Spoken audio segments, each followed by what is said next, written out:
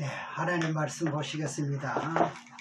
네, 하나님 말씀은 신약성경 로마서 10장 1절에서 4절의 말씀입니다. 오늘 본문의 내용 로마서 10장 1절에서 4절의 말씀 가운데 1절에서 4절까지 제가 봉독을 하겠습니다. 형제들아, 내 마음에 원하는 바와 하나님께 구하는 바는 이스라엘을 위함이니 곧 저희로 구원을 얻게 하려 함이라. 내가 증거하노니 저희가 하나님께 열심히 있으나 지식을 쫓은 것이 아니라 하나님의 의를 모르고 자기 의를 세우려고 힘써 하나님의 의를 복종치 아니하였느니라. 그리스도는 율법의 모든 믿는 자에게 의를 이루기 위하여 율법의 마침이 되시느니라. 오늘 말씀의 제목, 이제 그리스도는 율법의 마침이 되니라 하는 말씀 가운데 오늘 이제 세 번째 말씀을 드리게 됩니다. 이제 이 그리스도, 이 언약된 자는 우리가 천지 창조를 하기 전에, 창세 전에 벌써 비밀이었고 또 언약된 자였고, 지금까지 이제 오면서 많은 말씀을 통해서 제가 생각하기에는 이 예수님이 비밀된 이 언약이 탄생되기까지의 비밀만 우리가 온전하게 이제 깨우침을 받게 되면 여기에 관해서는 성경이 관통이 됩니다. 그리고 웬만한 신앙들은 여기서 연걸어가는 신앙이 될 수가 있습니다. 너무나도 확실한 그런 예언이 아무 계통으로 오면 되는 게 아니라 하나님이 예언해 놓은 계통, 그 계통으로 와야 되기 때문에 그 계통에 어떻게 해요? 그 대가 끊어지면 안 되기 때문에 이 대가 연결하기 위해서, 끊어지지 않기 위해서 일부 다처제도 그렇게 해서 이제 율법에서 세우는 것이다. 그러니까 이제 예수님이 오시게 되므로 율법이 마침이 되지 않습니까? 그러니까 이제 일부 다처제는 일체제로 이제 바뀌어지는 거죠. 완성이 됐다 이 말입니다. 그럼 이제 구약 율법에서 다윗 계통을 통해서 예수님이 탄생되어야 되는데 그 대가 끊어지지 않기 위해서 흐름을 계속 이어나가고 있는데, 이제 지난주에 이제 룻기서 4장 7절과 12절의 말씀의 비밀을 우리가 보았고, 이제 마태복음 1장에서 말씀을 보겠습니다. 마태복음 1장 1절에서 6절까지를 보겠습니다. 아브라함과 다윗의 자손 예수 그리스도의 세계라. 아브라함이 이삭을 낳고 이삭은 야곱을 낳고 야곱은 유다와 그의 형제를 낳고 유다는 다말에게서 베레스와 세라를 낳고 베레스는 헤스론을 낳고 헤스론은 람을 낳고 람은 아미나답을 낳고 아미나답은 나손을 낳고 나손은 살몬을 낳고 살몬은 라합에게서 보아스를 낳고, 이제 여기서 이제 룻기 4장에서 지난 시간에 보았지요. 보아스는 룻에게서 오벳을 낳고, 자, 여기서 대가 끊어지면 안 되지요. 이 과정만 보더라도 정말로 대가 끊어질락 말락 아슬아슬한 그런 고비였지 않습니까? 그 다음에 오벳은 이새를 낳고 이새는 다윗 왕을 낳으니라. 그러니까 룻이 한 집안의 족보를 세우게 되는 거예요. 이 룻기서를 읽어보면은 다른 것은 아무것도 없습니다. 여기 족보 하나 세우기 위한 비밀이라는 것을 아시게 되면은 룻기서는 여러분들이 다 공부를 한 것과 마찬가지가 됩니다. 그래서 예수 그리스도의 혈통 하나를 세우기 위해서 그 세우기 위한 혈통이다, 족보를 그렇게 보시면 됩니다. 그럼 이 아브라함과 다윗의 자손 예수 그리스도의 혈통을 보게 되면 유다는 며느리 다말을 통해서 이제 자식을 낳고요. 또 살몬은 누굴 통해서요? 기생 라합을 통해 가지고 혈통을 이어가고 있습니다. 우리 당시에는 왜 그럴까? 우리가 성경을 보아왔을 때도 성경이 이렇게 지저분할 수가 있느냐 이렇게 생각할는지 모르지만 하나님의 계획된 섭리는 어떻게 해요? 맞이를 통해서 계속 이어나가야 되는 거예요. 그 다음에 보아스는 이제 모압 이방 여자를 데려다가 이제 다윗 계통을 이어갑니다. 이렇게 하나님의 계획된 뜻을 놓고 보았을 때 하나님께서 대가 끊어지지 않기 위해서 신명기 25장의 말씀처럼 일부 다처제가 나오는 겁니다. 또 한 집안의 여자가 시집 가게 될 것 같으면 일처다부제가 되죠.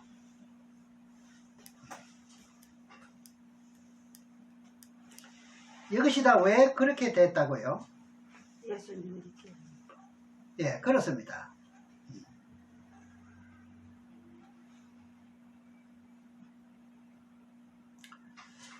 그럼 이제 그 집안에 이제 가서 이제 후손을 잃지 못하게 되면은 예루살렘 성문에 들락날락 하면서 그 사람을 욕을 어떻게 하느냐. 집안의 후손도 잊지 못한 여자라고 손가락질을 했습니다. 이렇게 자식을 낳지 못하는 것이요. 철천지한이었지요. 우리나라만 해도 옛날에는 아들을 낳지 못하면은 여자가 정말로 서러운 그런 구박을 받았지요. 왜? 내가 잘못해가 그러니까. 예. 그래서 이스라엘 율법의 제도가 예수 그리스도에게 와서 족보가 마침이 되는 것이 그리스도는 율법의 마침이 된다 이런 뜻입니다. 왜 이런 제도를 만들었느냐? 예수 그리스도가 탄생이 딱 되면서 초태생 하나님께 드린 제도도 없어지지요. 예수님이 뭡니까? 초태생 아닙니까? 그죠? 맏아들 아닙니까? 그 다음에 할례 제도도 없어지지요. 또 무엇이 없어졌지요? 제사 제도도 없어졌습니다. 그래 이런 과정을 모르니까 아직까지도 그대로 실천을 해야 된다는 그 고집이 많지 않습니까? 예. 이스라엘 정도만 하더라도 그렇거든요. 이제 앞으로 제3성전을 세우게 될 것 같으면 이 제도를 이대로 이루겠다는 거죠. 제사 제도를. 네. 그래서 거기 관한 성물들을 하나 없이 전부 다 지금 만들어가지고 유리각 속에 다 넣어놔서 보관되어 있습니다. 그래서 이런 것이 예수 그리스도에 와서 초점이 맞춰지는 거예요.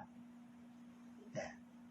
그러니까 이런 예수 그리스도 혈통 족보만 바로 우리가 깨닫게 돼도 다른 이상한 계통들도 안 나오게 되겠지요.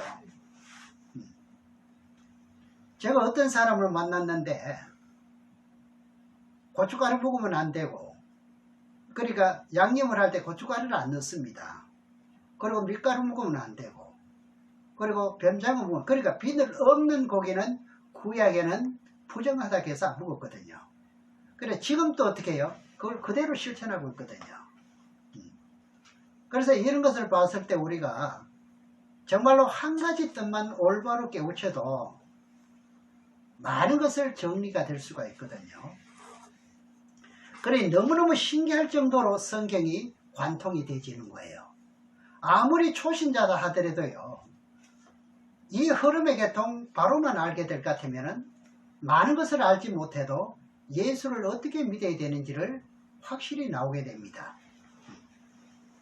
그래서 오늘 이제 예수 탄생에 관한 말씀을 드리면서 다음 시간에는 이제 그 제사 제도에 대해서 말씀을 드리게 될 것입니다. 그래서 이제 신명기 25장 5절에서 10절에까지 말씀을 보면은 집을 세우기를 즐거워하지 않은 자가 되면은 안 되는 거예요. 그러니까 이것을 다시 말하면은 혈통을 세워야 된다 이 말입니다. 네. 신명기 25장 5절에서 10절 말씀을 한번 보겠습니다.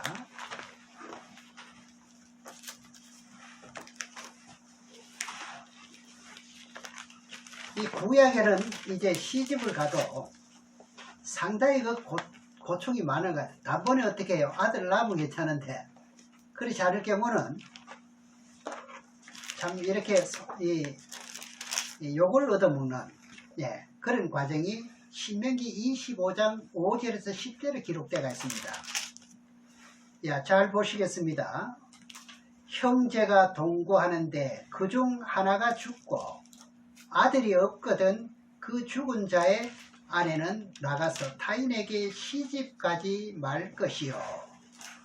그 남편의 형제가 그에게로 들어가서 그를 취하여 아내를 삼아 그의 남편의 형제된 의무를 그에게 다 행할 것이요. 그러면 이제 밑에 형제가 형수를 계속 맞이해야 됩니다. 그러니까 맞이가 이제 아들을 낳지 못하면 낳을 때까지. 6절입니다. 그 여인의 낳은 처자들로 그 죽은 형제의 후사가 있게 하여 그 이름을 이스라엘 중에서 끊어지지 않게 할 것이니라.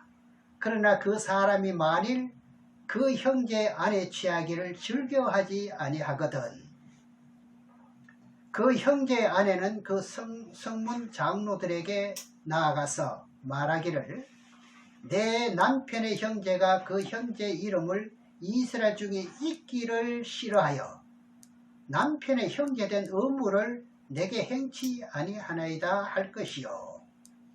8절에 그 성읍 장로들은 그를 부르다가 이를 것이며 그가 이미 정한 뜻대로 말하기를 내가 그 여자 취하기를 즐겨 아니하노라 하거든 그 형제의 아내가 장로들 앞에서 그에게 나아가서 그의 발에서 신벗기고 그 얼굴에 침뱉으며 이르기를 그 형제의 집 세우기를 즐겨 아니하는 자에게는 이같이 할 것이라 할 것이며 10절에 이스라엘 중에 그 이름을 신벗기운 자의 집안이라 칭할 것이니라.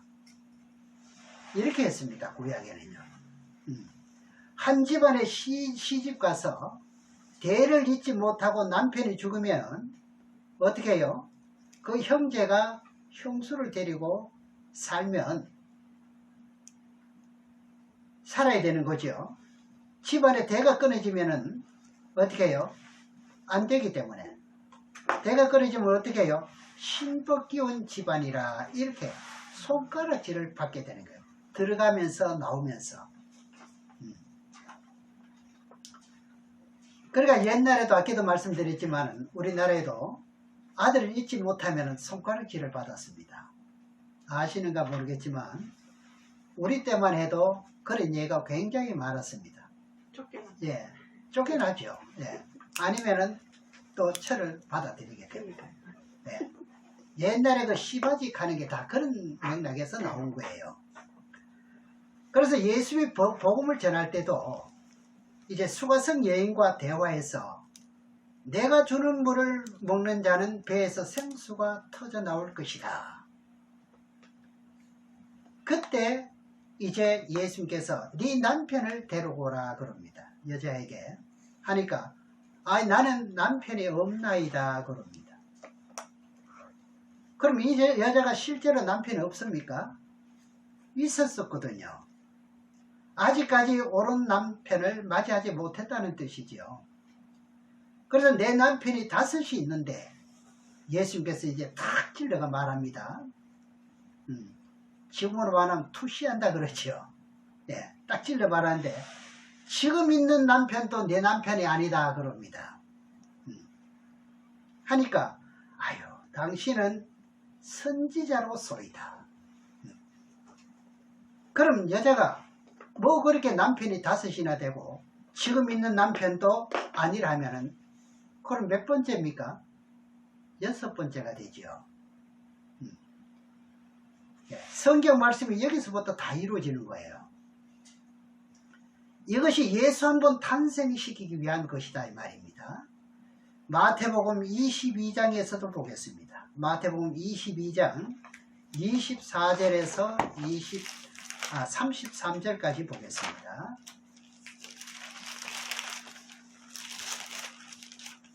선생님이여 모세가 일렀으되 사람이 만일 자식이 없어 죽으면 그 동생이 그 아내에게 장가들어 형을 위하여 후사를 세울지니라 하였나이다. 모세 율법에는 그러했지요.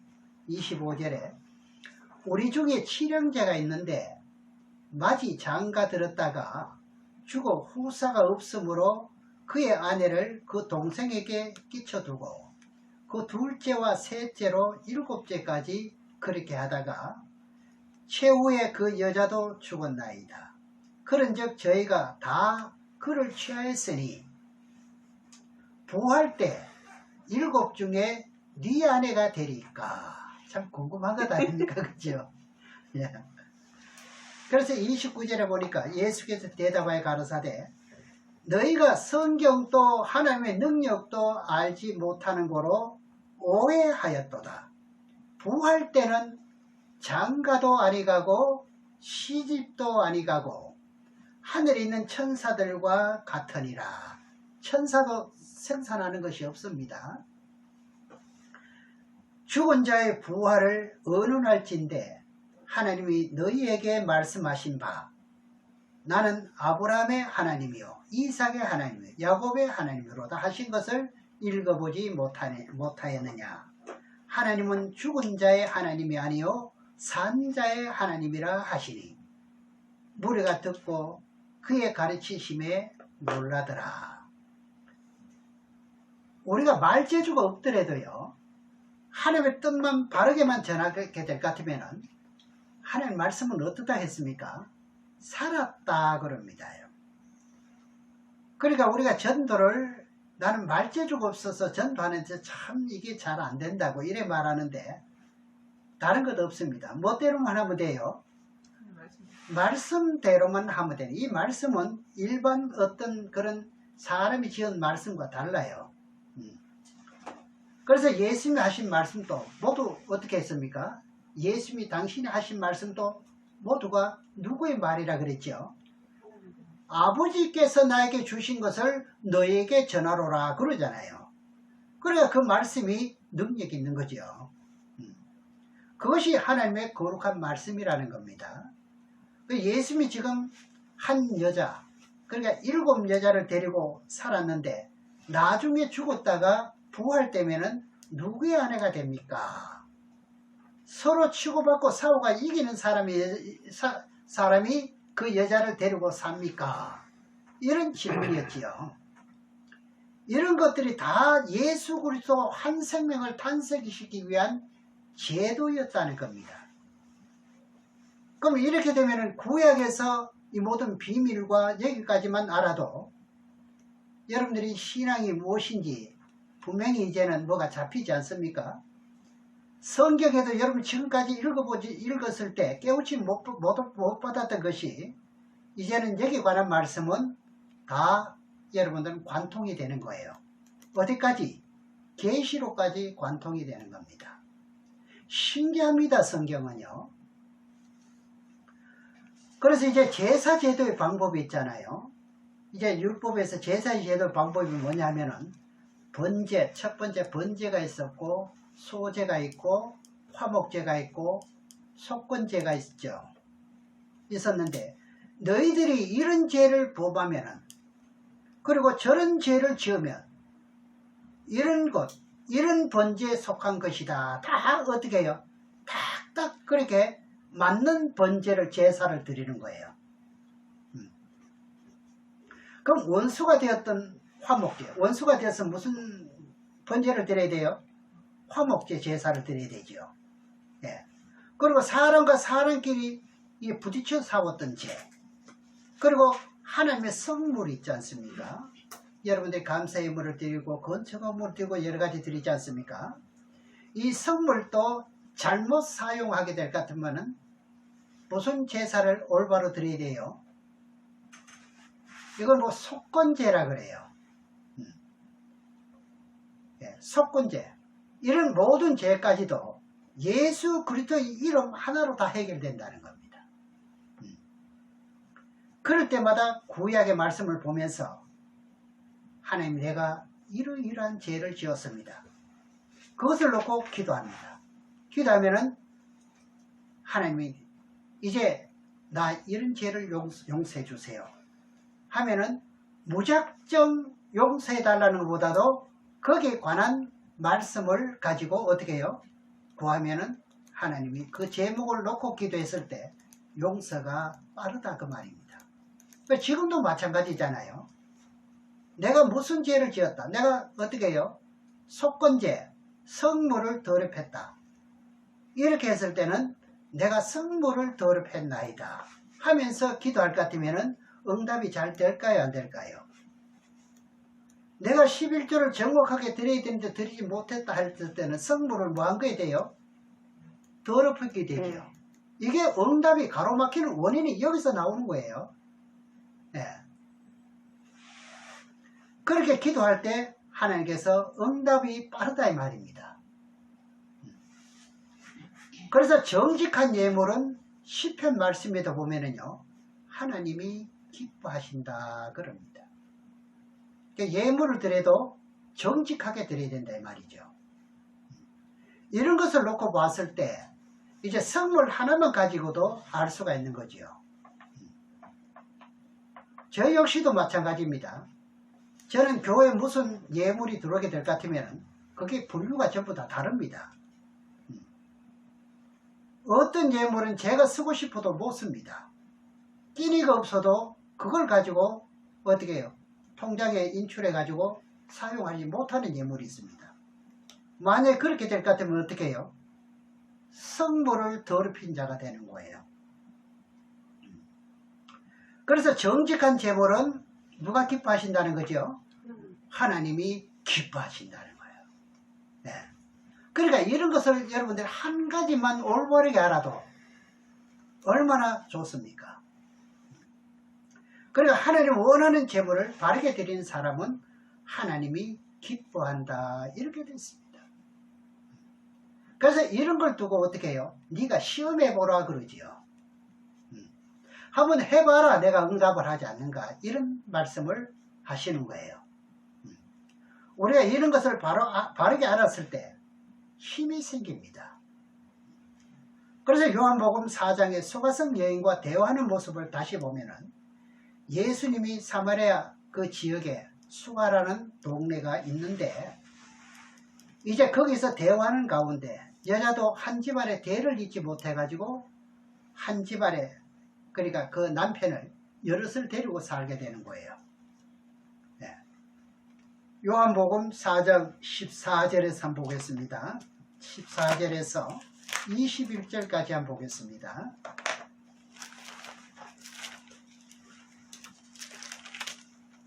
내가 주는 물을 먹는 자는 영원히 목마르지 아니하리니 나의 주는 물은 그 속에서 영생하도록 솟아나는 샘물이 되리라. 여자가 가로되 주여 이런 물을 내게 주사 목마르지 않고 또 여기 물길로 오지도 않게 하소서. 그러면 이제 자기가 이제 진로를 확실하게 이제는 정하는 거죠. 네. 자기가 예배할 곳을 이제는 확실히 찾았지 않습니까? 이것이 다 신앙의 과정이라 이 말입니다. 16절에 가라사대 가서 내 남편을 불러오라. 여자가 대답하여 가로되 나는 남편이 없나이다. 예수께서 가라사대 내가 남편이 없다 하는 말이 옳도다. 내가 남편 5이 있었으나 지금 있는 자는 내 남편이 아니니 내 말이 참되도다. 여자가 가로되 주여 내가 보니 선지자로소이다. 이제 뭔가 깨우침을 받게 되는 거죠. 수가성 여인이 남편이 5이 있었습니다. 지금 사는 남편도 어떻게 해요? 자기 남편 아니래. 그럼 참 남편에게 또 옮겨가야 되지요. 이 비유로 하신 말씀이잖아요. 여러분들 이런 과정을 통해서 말씀에 오기까지 과정이 있었지 않습니까? 그럼 몇 번째입니까? 6번째가 되지요. 여기도 엄청난 비밀들이 있습니다만 시간 관계상 20절에 보겠습니다만 우리 조상들은 이 산에서 예배하였는데 당신들의 말은 예배할 곳이 예루살렘에 있다 하되이다. 예수께서 가라사대 여자여 내 말을 믿으라. 이 산에서도 말고 예루살렘에서도 말고 너희가 아버지께 예배할 때가 이르리라. 그럼 이 여인은 어떻게 해요? 예수님을 만났으니 예배할 때를 아는 거지요. 이렇게 수가성 여인도 남편을 몇을 데리고 살았지요? 5을 데리고 살았는데 6번째입니다. 지금이. 뭐 때문에요? 뭐 때문에 그런가요? 예수 한 남편 탄생시키기 위한 것이다 이 말입니다. 그러면 유다 지파만 그렇게 하면 되지 왜 다른 지파도 그렇게 합니까? 이렇게 말씀할 수 있겠죠. 성경은 율법은 전부 다 동일해야 되기 때문에요. 다른 지파도 똑같은 거예요. 그 유다 지파를 통해서 다윗이 오고 다윗 계통을 통해서 누가 오지요? 예수를 오잖아요. 그래 유다 지파만 이렇게 해도 되는데 가리면 될 텐데 다른 지파도 동일하다 이 말입니다. 이해하셨죠? 그럼 이제 마태복음 1장 1절을 한번 보시겠습니다. 마태복음 1장 1절에 보게 되면은 아브라함과 다윗의 자손 예수 그리스도의 세계라. 그럼 예수님이 탄생된 것은 남자와 여자가 동침한 것이 아니라 성령으로 잉태됐습니다. 그러니까 부정모혈로서 예수가 탄생된 게 아니라 성령으로 탄생됐다 이 말입니다.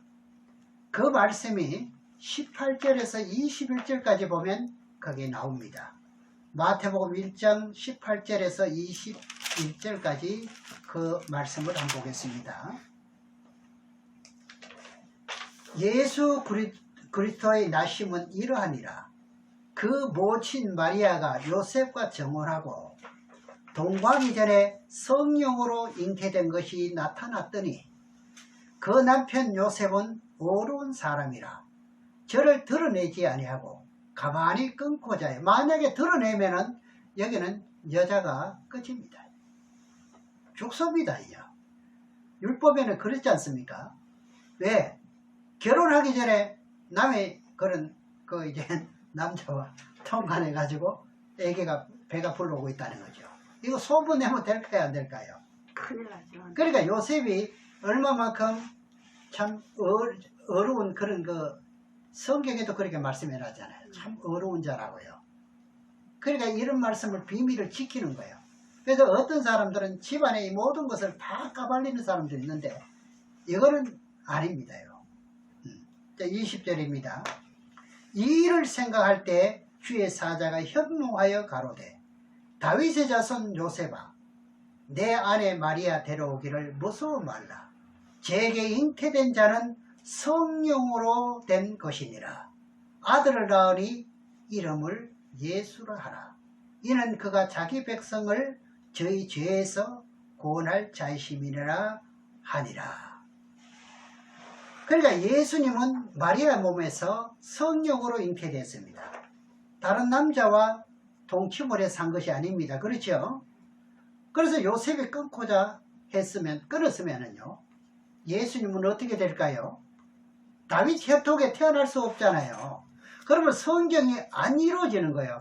성경에 얼마만큼 정확한 성이 있다는 것을 여러분들 믿으셔야 돼요. 한 번 예언해 놓은 것은 지금까지도 오늘 3번째 말씀을 드리고 있지만 절대 이것을 끊어지지 않은 거예요. 만약에 요셉도 어떻게 해요? 자기 가정을 폭로를 해볼 것 같으면 어떻게 되는가요? 응답이 안 이루어지는 거예요. 하나님은 꼭 응답을 이루시는 거예요. 왜냐하면 예수님은 뭐로요?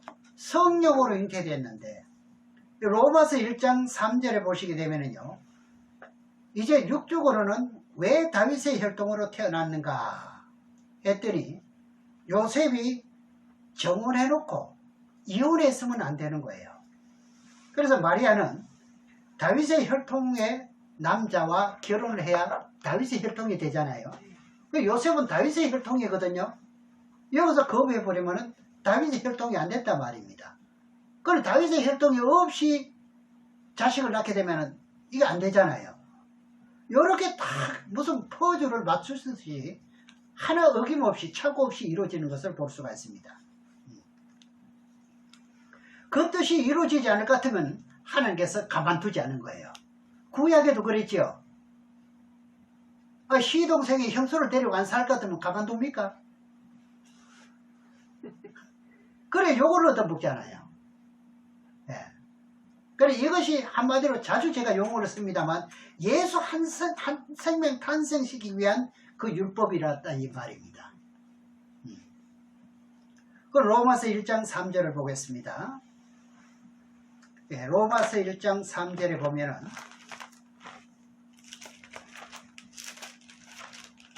제가 성경을 다 찾아드립니다. 한번 집에 가서 정리를 하시면서 한번 연결시켜 보면은 여기 여러분 깨우치게 될 것 같으면 이 신앙이 엄청 업이 될 겁니다. 흔들리지 않은 신앙이 될 수가 있습니다. 이 아들로 말하면 육신으로는 다윗의 혈통에서 났고 여기 나왔지요. 다윗의 혈통으로 나서 마리아의 몸을 통해서 태어났는데 만일 요셉이 마리아와 정혼을 하고 이혼하면 돼요 안 돼요? 안 되는 거예요. 다 예언인데요. 하늘 비밀을 끝까지 무덤에 들어갈 때까지 어떻게 해요? 지키는 것이 요셉이었습니다.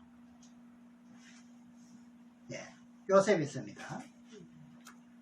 그래서 우리가 이제 한 번 더 말씀드리지만은 가정의 어떤 비밀은 절대 폭로하면 안 됩니다. 자, 그것을 볼 때 하는 비밀은 아내에게도 말하지 말아야 될 것이 있어요. 그게 성경이에요. 그렇죠? 저나 여러분이나 하나님의 비밀을 간직하고 비밀을 주관하시는 분은 누구예요? 하나님이시기 때문에 그렇습니다. 내가 내 마음대로 하는 게 내가 내 마음대로 하면 죽는다는 뜻이 나오는 거예요. 그러면 천하를 탄생시키는 건데 구약시대 때는 초태생은 전부 어떻게 합니까? 하나님께 바쳤죠. 첫 것은 다 어떻게 했습니까? 하나님께 바쳤습니다. 출애굽기 13장에서 보겠습니다. 출애굽기 13장 1절에서 2절까지 보겠습니다.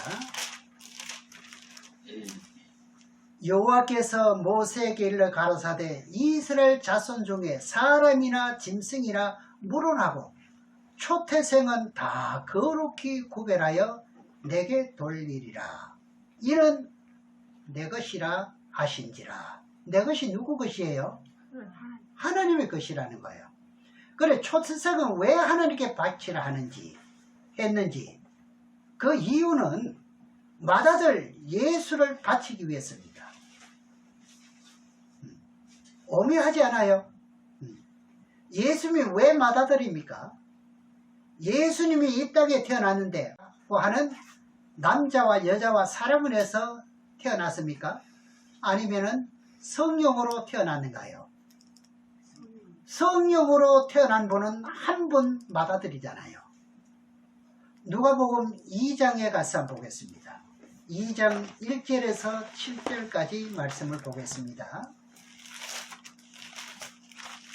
누가복음 2장 1절에서 7절까지 보게 되면 이때 가이사 아구수도가 영을 내려 천하로 다 호적하라 하였으니 하나님이 이렇게 하나님의 아들 한 분을 탄생시키는데 베들레헴에서 탄생시키기 위해서 하나님이 아구수도의 마음을 움직여서 뭐하라 그래요? 호적하러 보내는 거예요. 2절에 봅니다.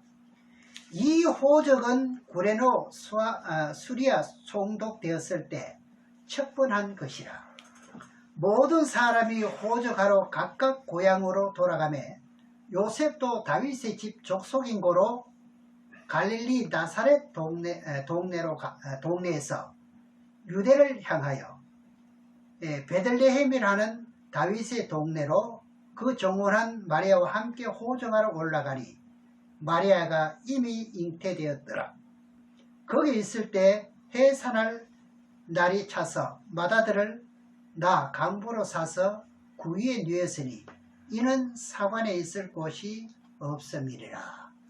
그럼 초태생은 누구에게 바치라 그랬는가요? 하나님이지요. 그러면 초태생은 예수님은 뭡니까? 초태생이지요. 그러면 초태생이니까 하나님께 바쳐지는가요? 안 바쳐지는가요? 바쳐지지요. 누가복음 2장 22절에서 또 24절을 보겠습니다.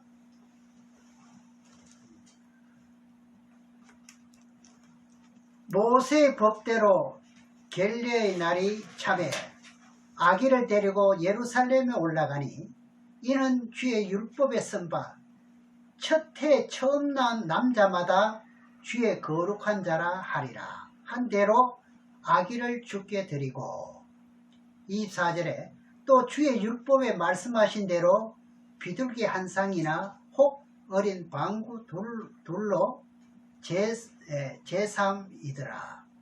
그럼 초태생은 하나님의 것입니다. 그죠? 왜 하나님의 것이라 그랬죠? 모든 피조물은 한 가지씩을 만들었습니다. 창세기에서요. 그죠? 한 가지씩을 만들었으니까 한 가지 첫 것이 누구 것입니까? 하나님의 것이지요. 시종자 하나를 하나님의 것이다 이 말입니다. 그럼 첫 것은 하나님의 것이 맞습니다. 그럼 여기서 여러분들 11조에 관한 것을 잘 아시겠지만은 잠깐 제가 연결해서 말씀을 드리면은 11조는 누구 것이지요?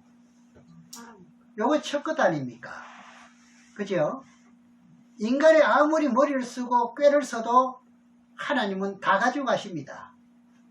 아무리 저축해놔도 내 것이 안 됩니다. 결국은 어디로 갑니까? 하나님이 다 가져가시는 거예요. 부동산이 내 것이 아무리 있어도 결국은 어디로 돌아갑니까? 하나님께 다 돌아가는 거예요. 그러니까 이것은 하나님의 것이니까 초태생은 하나님께 바치라는 거예요. 출애굽기 13장에 기록된 말씀이 예수님을 하나님 앞에 바치기 위한 방법이었어요. 엄청나지 않습니까? 그러면 신약에 와서는 한 지방마다 초태생 마다들이 태어나면은 목사로 바쳐야 됩니까? 안 바쳐야 됩니까? 예? 그래서 제가 물어봤거든요. 신약에는 바칠 필요가 없죠? 신약에는 바칠 필요가 없죠. 그렇죠. 구약이나. 예수님이 마침이 됐잖아요. 네. 지금 또 출애굽기 말씀을 따라가지고 마다들을 목사로 바치는 사람이 있어요, 없어요? 이거 CT에서 방송이나 이거 간증을 들어볼 것 같으면은 나는 처다들 바친다고 그렇게 서울을 해가지고 어떻고 저떻고 하면서 이야기하는 거 보면은 이게 많이 들어본 이야기입니다. 이게요. 간증을 보면. 그것이 TV에서 간증을 하는 걸 여러분 못 들어보셨어요? 이 간증이 굉장히 많은데요. 네. 처다들을 하나님께 드린다, 바쳤다고. 그러니까 성경에 아직도 구약과 신약이 관통이 안 됐다는 이야기죠. 그래 2000년 지금까지 우리가 신앙생활 하면서도 아직까지도 이것을 몰랐다는 이야기죠. 네. 그것이 누구의 문제냐? 지금 우리들에게 문제가 있는 거예요. 교회가 이게 책임이에요. 그러니까 이런 비밀을 알지 못하기 때문에 신앙심이라는 게 없는 거예요. 네. 믿어지는 믿는 믿음으로 하는 게 잘 없다 이 말입니다. 예.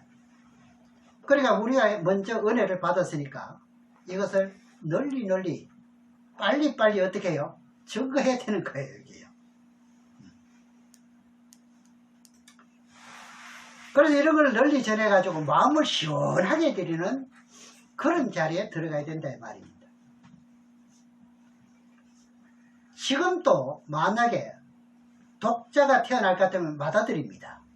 그렇죠? 네. 그럼 하나님께 바쳐야 됩니까? 아니요. 아닙니다.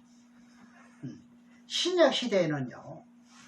육으로 태어났다가 성령으로 거듭 태어나면 무엇이 되죠? 예수님은 맏아들이 되고 우리는 뭐가 되죠? 우리는 후사가 되는 거예요. 우리가 누구의 후사입니까? 예수님. 후사입니다. 그래서 나온 말이에요, 이게요. 예.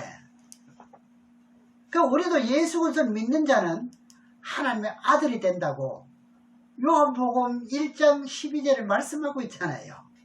우리가 후사가 맞나요, 안 맞나요? 맞아요. 우리 영적으로 거듭 태어났으면은 후사인 거예요, 후사. 그러면은 하나님이 이제 아들이 되면은 맏아들은 누굽니까? 하나님의 아들이 되면 예수님이죠. 예수님. 그죠? 네. 그럼 맏아들은 율법에 따라서 하나님 앞에 바쳐야 돼요, 안 바쳐야 돼요? 바치잖아요. 네, 이거 그래, 예수님이 바쳐졌나요, 안 바쳐졌나요? 받쳐졌죠. 바쳐졌지요. 네. 예. 그래서 우리가 자꾸 거듭 태어나야 된다, 거듭 태어나야 된다 하는 말이 네가 후사다, 네가 하나님의 아들이 돼야 된다, 아들이 돼야 된다, 이런 뜻이 거기서 아주 깊이 들어가 있습니다. 뜻이요. 예. 로마서 8장 12절에서 또 보시겠습니다. 예, 로마서 8장 12절에서 17절의 말씀을 보시겠습니다.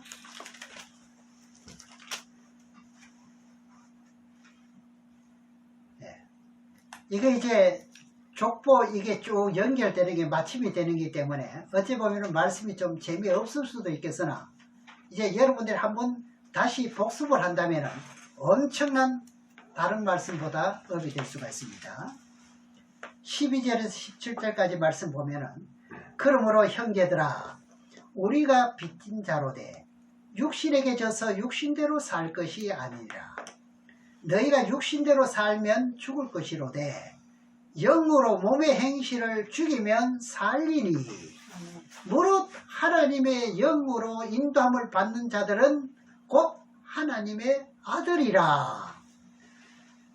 15절에 너희는 다시 무서워하는 종의 영을 받지 아니하고 이제는 우리는 설교를 들어도 말씀을 들어도 우리는 그런 차원의 아까 여인이 마지막 어떻게 해요? 5 남편 같아도 자기가 아니라 그러죠.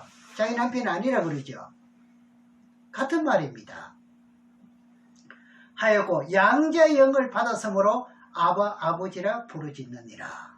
16절에 성령이 친히 우리 영으로 더불어 우리가 하나님의 자녀인 것을 증거하시나니 자녀임은 또한 후사 곧 하나님의 후사요. 여러분 누구의 후사예요? 하나님의 후사. 그렇죠. 그리스도와 함께한 후사니 우리가 그와 함께 영광을 받기 위하여 무엇도 받고 있습니까? 고난도 함께 받아야 할지니라. 근데 어떤 사람들은 이 고난이 오면 이런 전자의 뜻을 하나님의 비밀을 모르기 때문에 고통 가운데 지나게 됩니다. 말하자면은 내 팔자가 왜 이러냐는 거죠.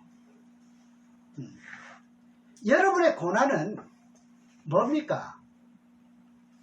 성경의 후사라는 거예요. 후사. 그래 그것을 육체로 생각하지 마시고 이것을 고난 뒤에는 하나님의 반드시 깨달음이 있을 것 같으면 은혜가 뒤따른다는 이야기입니다. 하나님의 후사입니다.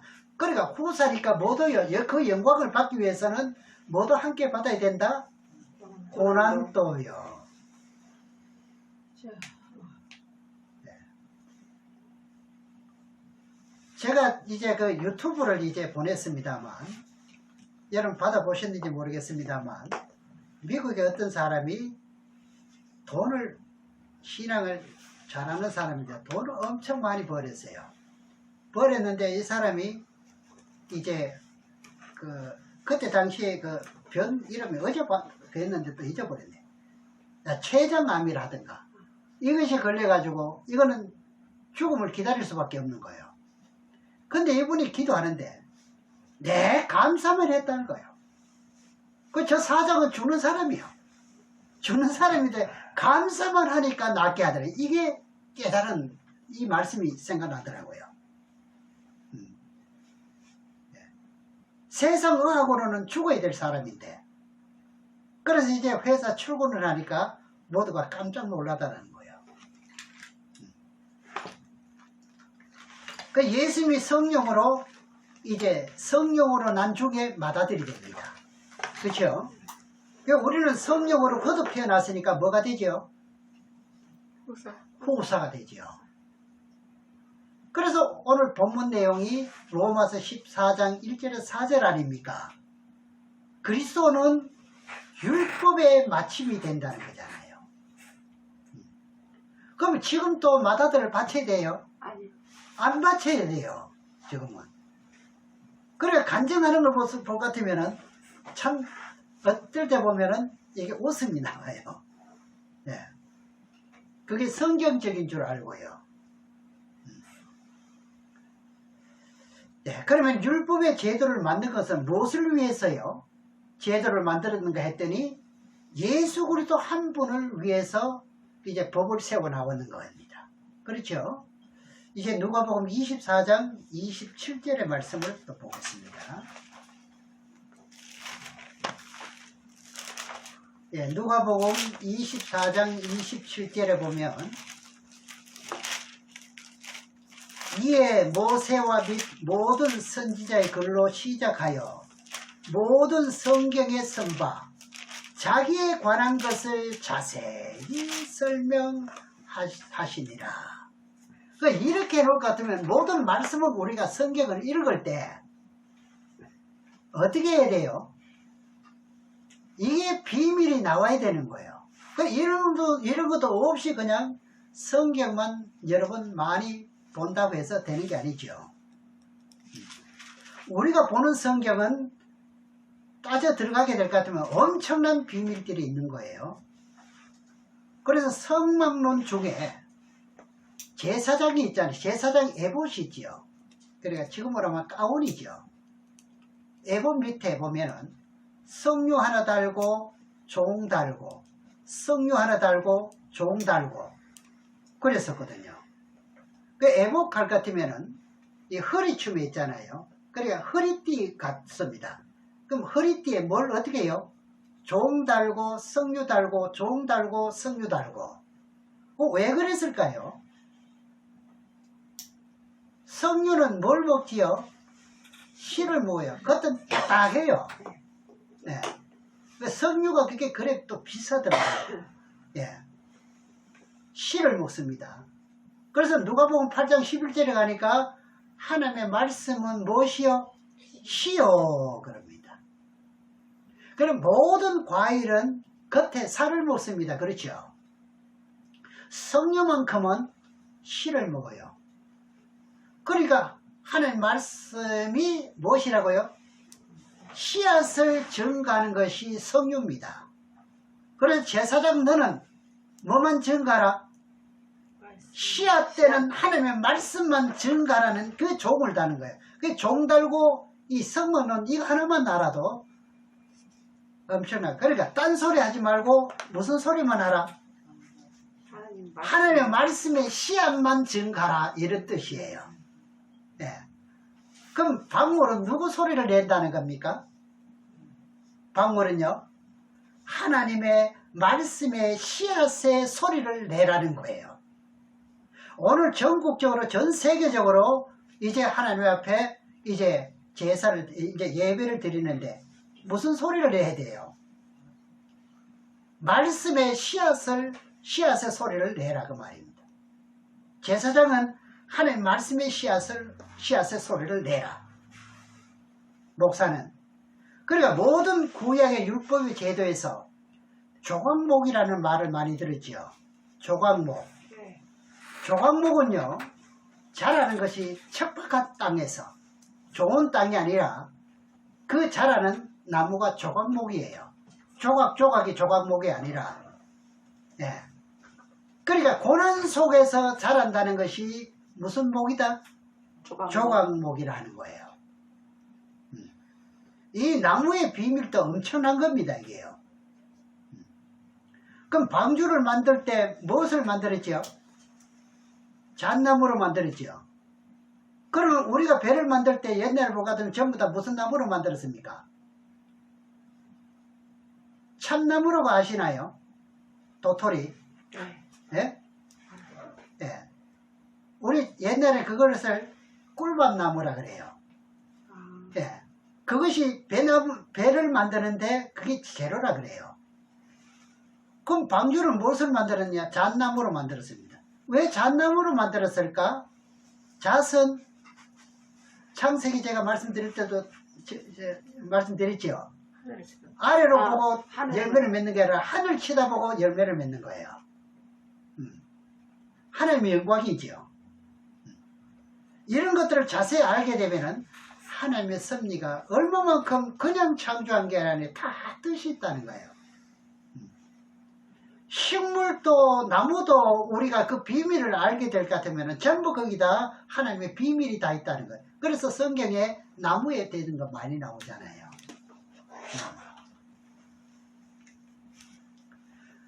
그래서 가장 중요한 것은 모세 오경을 알아야만 성경이 열리도록 되어 있어요. 그럼 오늘 이 예수 탄생에 관한 것만 알아도 모세 오경이 거의가 여러분들은 이해가 될 수 있는 그런 기반이 깔려가 있습니다. 이게요. 중요한 게 언약된 자가 오는 게 모세 오경 아닙니까? 그렇잖아요. 그래서 아모스 8장 11절에서 14절에도 이 바다 저 바다 청춘 남자들이 뭐하다고요? 갈급한 심령으로 찾아 헤맨다 그랬어요. 그래도 없다는 거예요. 이 씨앗의 종소리가 없다는 거예요. 큰 교회는 없다는 거예요. 제가 교회 작다고 하는 말이라 작은 교회에서요 생명수가 터져 나옵니다. 다 그런 건 또 아니지만은 만약에 이런 비밀한 말씀들은 큰 교회 목사님들에게 열어주면 얼마나 좋겠습니까? 그래서 하나님은요 이런 말씀을 할 때 뭐 하라 그래요? 낮아지라 겸손해라 하는 거예요. 반대는 교만하지 마라 이 말이죠. 그래서 혼돈하면 안 돼. 그러니까 이렇게 이제 땅이 왜 질서가 안 잡히느냐? 땅이 아직 밀가루 반죽처럼 둥글둥글 어떻게 해요? 한 것밖에 없다는 거죠. 그러니까 아직도 이제 안 잡혔다는 거죠. 흙이라는 산이 있어야 하고, 그리고 골짜기가 있어야 하고, 그리고 언덕도 있어야 하고, 또 들도 있어야 되는 거예요.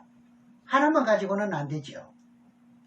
그래서 하나님께서 물 가운데 이제 지구를 만드시고 높은 누각을 세우게 되죠. 네. 창세기에서 누각이 뭐라고 배웠습니까? 구름입니다.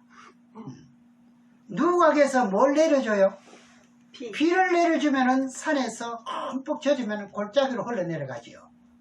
그 물이 계곡에 모이게 되고 강이 되게 되고 바다를 이루게 되고요.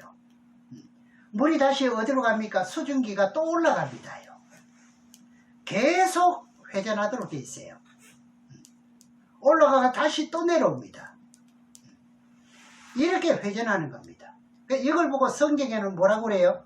알파와 오메가라 그럽니다. 알파와 오메가. 예.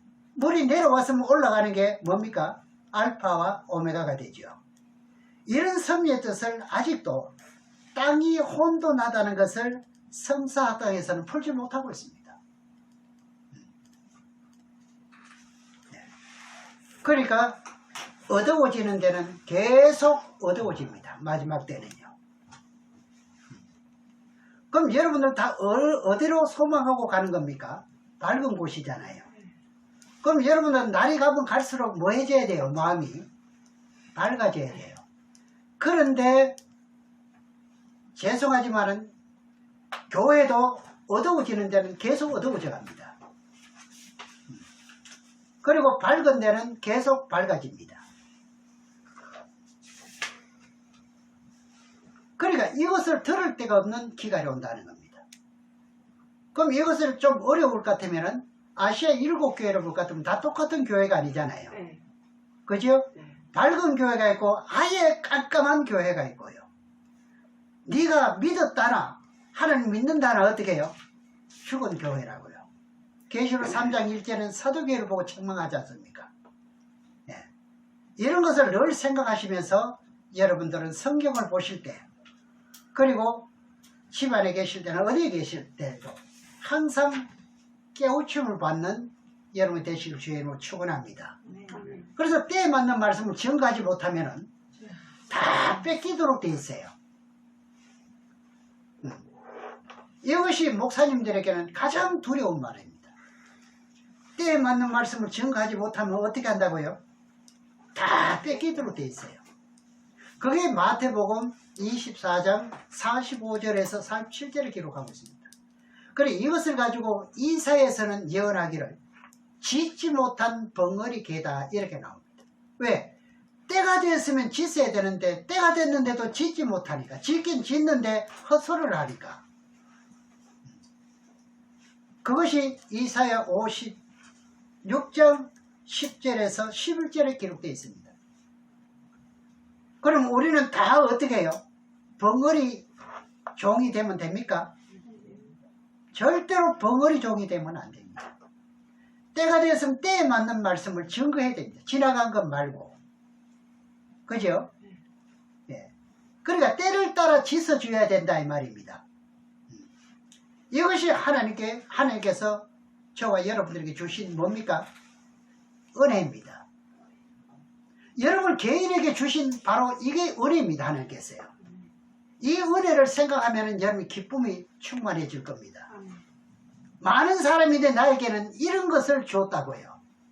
예.